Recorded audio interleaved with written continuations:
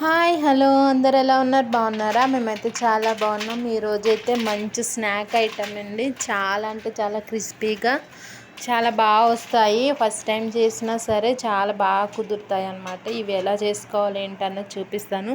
వీడియోలోకి వెళ్ళే ముందు ప్లీజ్ ఫస్ట్ టైం ఎవరైనా చూస్తుంటే నా ఛానల్ని సబ్స్క్రైబ్ చేసుకోండి. లైక్ చేయడం మాత్రం మర్చిపోద్దు. సబ్స్క్రైబ్ చేసుకున్న తర్వాత పక్కనున్న బెల్ ఐకాన్ క్లిక్ చేయండి. నేను పెట్టే ప్రతి వీడియో మీకు నోటిఫికేషన్ వస్తుంది. ఓకేనా? ఇప్పుడు అయితే ముందుగా వీడియోలోకి వెళ్ళిపోదాం. ఇవి ఎలా తయారు చేసుకోవాలో చూపిస్తాను. దానికోసం ముందుగా ఇలా గోధుమ పిండి తీసుకోవాలండి. గోధుమ పిండి ఎక్కువ మైదా పిండితో చేస్తారు, కానీ మనం హెల్తీగా చేసుకుందాం అనుకున్నాం కాబట్టి ఇలాగా గోధుమ పిండితో అయితే చేసుకుందాము. దానికోసం ఒక కప్పు గోధుమ పిండిని తీసుకుని ఇలా జల్లించుకోవాలి. పిండిని చల్లించుకోవడం వల్ల అందులో ఏమైనా డస్ట్ ఏమైనా ఉండలు కట్టిన ఇలాంటివి ఏమైనా ఉన్నా కానీ పోతుంది అన్నమాట మనకి.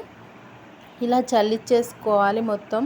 నేను ఒక కప్పు తీసుకున్నాను. మీరు అంటే ఎక్కువ చేసుకోవాలనుకుంటే ఎక్కువ పిండి తీసుకోండి.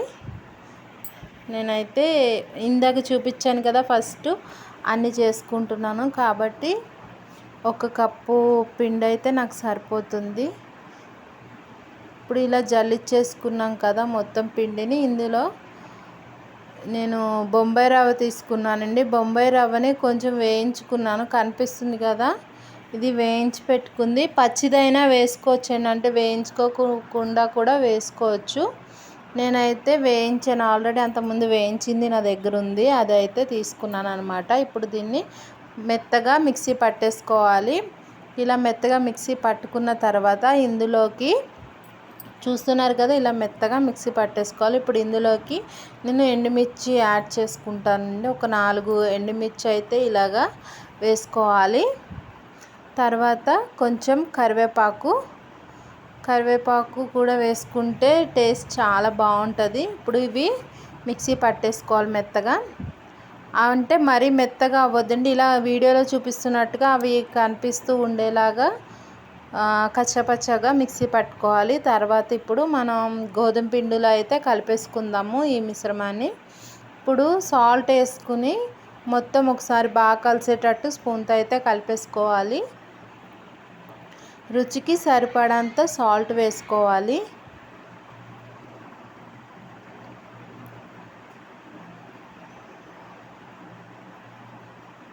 ఇదంతా మొత్తం కలిసేటట్టు బాగా కలుపుకుందాము.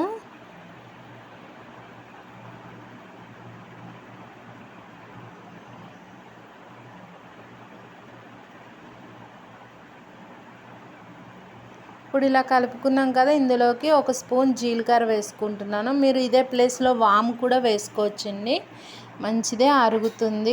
ఇలా జీలకర్ర అయినా వేసుకోవచ్చు, అది మీ ఇష్టం అనమాట. తర్వాత ఒక స్పూను నెయ్యి తీసుకుని వేడి చేసుకుని కరిగించుకుని ఇలాగా ఇందులో కలుపుకోవాలి. ఇలా నెయ్యి వేయడం వల్ల మనకి ఆ చిప్స్ అనేవి గుల్లగా వస్తాయి, బాగుంటాయండి, క్రిస్పీగా వస్తాయి. ఓకేనా? ఇప్పుడు నెయ్యి వేసేసుకుని బాగా కలిపేసుకోవాలి.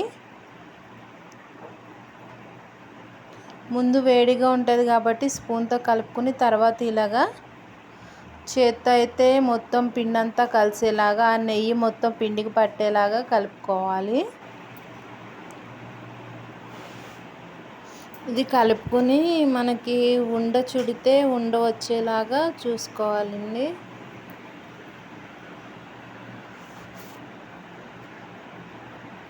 చూస్తున్నారు కదా, ఇలా గట్టిగా పట్టుకుంటే ఉండలా రావాలన్నమాట. అప్పుడు మనకి కరెక్ట్గా సరిపోయినట్టు.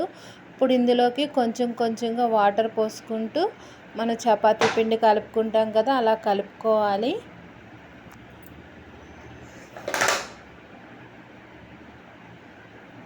చూసారు కదా, ఇలా కలిపేసుకోవాలన్నమాట. మొత్తం అంతా పిండినంతా ఇలా కలుపుకొని కాసేపు పక్కన పెట్టుకోవాలండి. ఇది మూత పెట్టేసి కాసేపు ఒక 10 నిమిషాలు అలాగా నాననిద్దాము.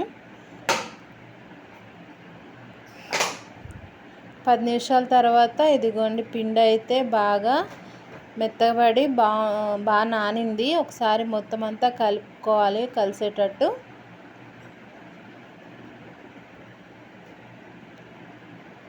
10 నిమిషాలు నానడం వల్ల చాలా అంటే మనం రవ్వ వేసుకున్నాం కదండి, ఇంకొంచెం స్మూత్గా అయితే వస్తాయన్నమాట. అందుకోసం 10 నిమిషాలు నానబెట్టుకున్న తర్వాత మా పిండి అంతా కలిసేలా ఒకసారి ఇలా కలుపుకోవాలి. కలుపుకున్న తర్వాత ఇప్పుడు ఈ మిశ్రమాన్ని మనం 3 పార్ట్ల కింద చేసుకోవాలన్నమాట. 3 పీసెస్ కింద చేసుకుంటున్నా నేను.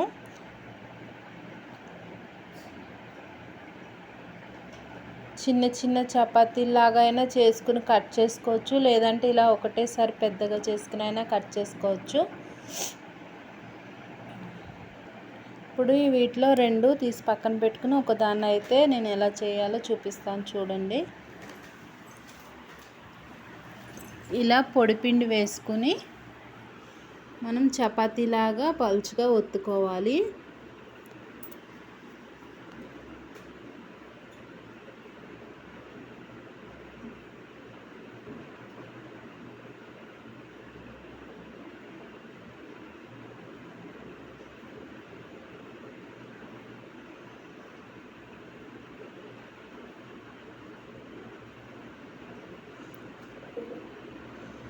ఇది మరీ పలుచగా ఉండకూడదు, అలా అని మరీ మందంగా ఉండకూడదండి. మనకు నేను వీడియోలో చూపిస్తున్నాను కదా, అలాగా ఉండాలన్నమాట. ఇప్పుడు దీన్ని కట్ చేసుకుందాం. మీ దగ్గర ఇలాంటి పిజ్జా కట్టర్ ఉంటే దాంతో అయినా కట్ చేసుకోవచ్చు, లేదంటే చాక్తో అయినా కట్ చేసుకోండి. ఇలాగా మీకు నచ్చిన షేప్లో అయితే కట్ చేసుకోండి. నేనైతే ఇలా కట్ చేస్తున్నాను.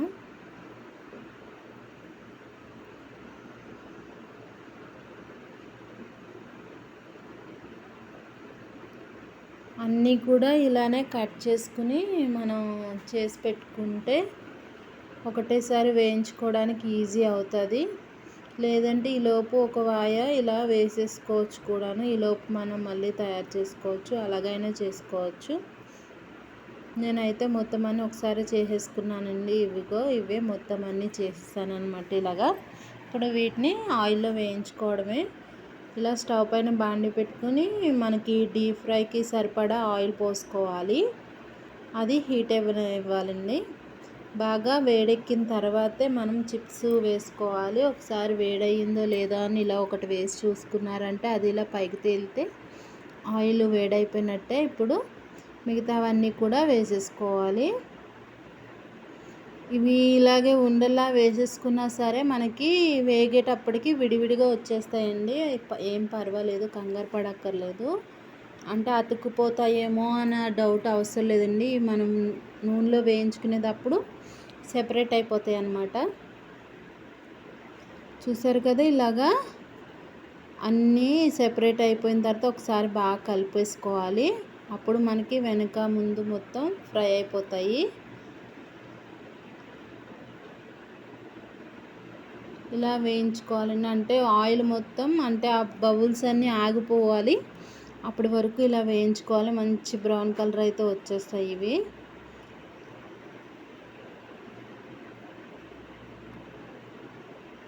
ఇలా వచ్చినాయి అంటే ఇంక సరిపోతాయండి. ఇంకా మనం తీసేసుకోవచ్చు. మళ్ళీ మనం తీసిన తర్వాత ఇంకొంచెం కలర్ అయితే వస్తాయి అన్నమాట. ఇంకా వీటిని తీసేసుకుని మనం ప్లేట్లో వేసేసుకోవచ్చు అన్నమాట. ఎక్కువ ఆయిల్ కూడా పీల్చదండి, చాలా తక్కువ ఆయిల్ ఉంటుంది అన్నమాట. తక్కువ ఆయిల్తోనే మనం చేసుకోవచ్చు. చూసారు కదా ఎంత బాగా వేగిపోయినాయో. ఇంకా వీటిని తీసేస్తున్నాను.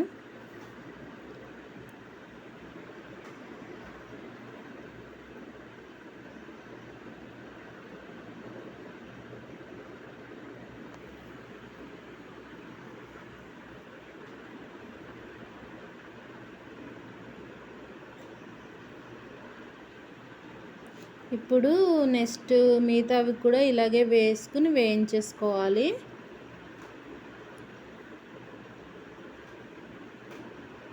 ఇవి వేసుకునేటప్పుడు కొంచెం మంటని తగ్గించి పెట్టుకోండి. ఎందుకంటే ఒకటేసారి వేయగానే చేతి మీదకి వచ్చేస్తాయి అన్నమాట. మంట తగ్గించి పెట్టుకున్న తర్వాత ఇవి వేసేసుకున్న తర్వాత ఇంకా మంటను పెంచుకోవచ్చు. మనం స్టవ్ మంటను అయితే పెంచుకోండి గ్యాస్. ఇలానే అన్నీ వేయించేసుకోవాలండి. ఇవి కూడా వేగిపోయినాయి. ఇవి కూడా తీసేస్తున్నాను.